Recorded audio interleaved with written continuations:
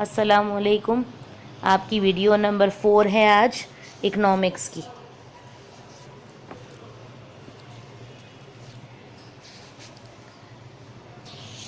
कल आपको मैंने बताया था पेस्ट्रल स्टेज। आज हम पढ़ेंगे इवोल्यूशन ऑफ इकोनॉमिक लाइफ का third stage, agriculture and handicraft stage. इसमें क्या बताया गया है? इसमें ये बताया गया है कि दरिया के और झील के किनारे बहुत अच्छा रिसोर्स होता है एग्रीकल्चर का। ये तो आपको पता है ना कि एग्रीकल्चर करने के लिए सबसे ज़्यादा ज़रूरत पानी की होती है। और पानी कहाँ मिलेगा? दरिया के किनारे और झील के किनारे सबसे अच्छा जो है वो रिसोर्स है पानी का।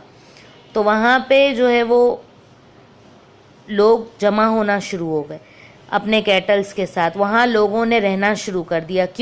क्यों रहना शुरू किया? क्योंकि उन्हें जो है वो एग्रीकल्चर करने के लिए पानी की ज़रूरत थी और पानी का रिसोर्स उन्हें दरिया के किनारे, झील के किनारे वहाँ ज़्यादा इजीली मिलने लगा। तो वहाँ लोग रहना शुरू हो गए अपने जानवरों के साथ। वहाँ की ज़मीन ज़रखेज़ होती है, ज़ाहिर है दरिया के किनारे ज़मीन ज़रखेज़ होगी।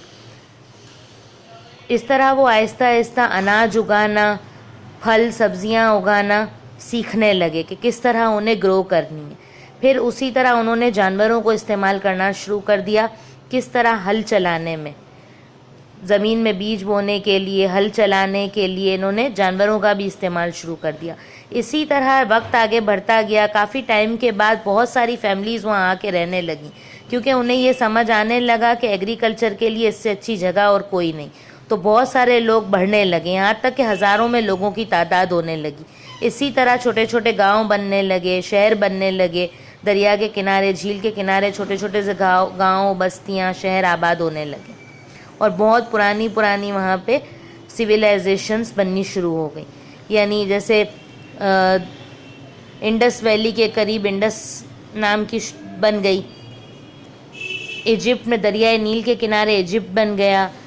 येलो रिवर के किनारे जो है वो चाइना बन गया। इस तरह वजूद में आती गई, शहर वजूद में आते गए, गांव वजूद में आते गए, बस्तियां वजूद में आती गईं।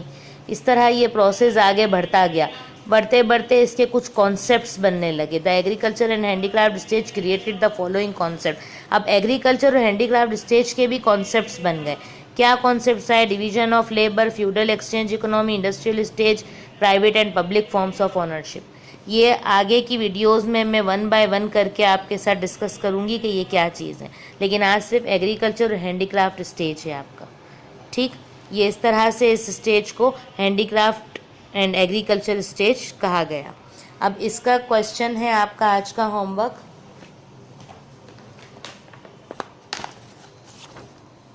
ये आज आपका क्वेश्चन पूरा हो जाएगा।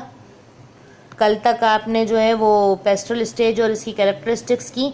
आज एग्रीकल्चर स्टेज है और इसकी कैरेक्टरिस्टिक्स है। एग्रीकल्चर स्टेज में मैं फिर यही कहूँगी कि आप ये वाला भी ले सकते हैं और जो आपका बुक में है आप वो भी ले सकते हैं। ये आपके ऊपर डिपेंड है कि आपको इजी क्या लग रहा है।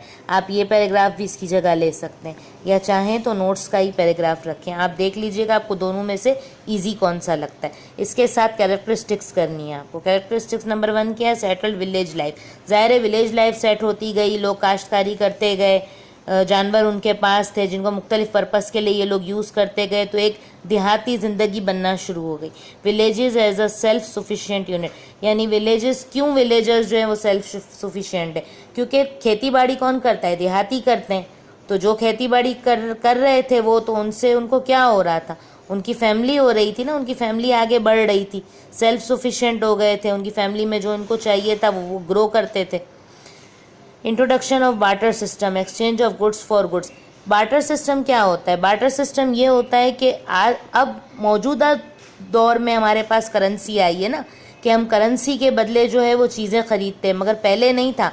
पहले चीज़ों के बदले चीज़ें होती थी। किस तरह होती थी? जैसे किसी ने चावल उगाया तो सामने किसी ने गंदुम उगाया होता था, तो वो अपने चावल गंदुम वाले को देते थे और गंदुम लेते थे उससे अपने चावल के बदले, क्योंकि उस वक्त करेंसी नहीं थी कि करेंसी से ये सब होता।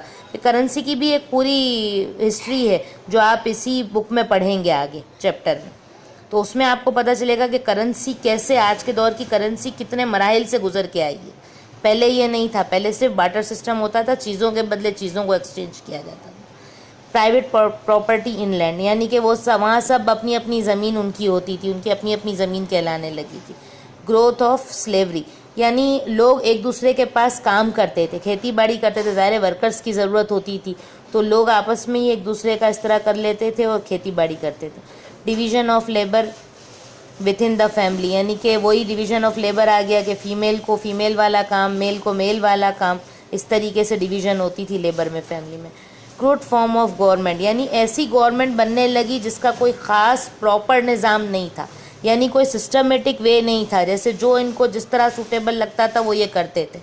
इस तरह की गवर्नमेंट बनना शुरू हो गई।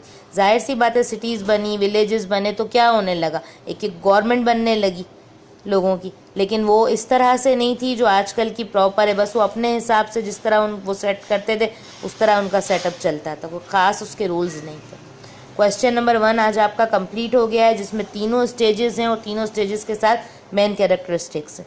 तो ये आपको क्वेश्चन कंप्लीट याद करना है, 3 दिन से आप याद कर रहे हैं, आज आपका ये ख़त्म हो जाएगा क्वेश्चन नंबर 4। तो ये पूरा आपका होमवर्क है कि आपको लर्न करना है कैरेक्टरिस्टिक्स के साथ, ठीक है। बाकी नेक्स्ट फिर हम नेक्स्ट वीडियो में करेंगे।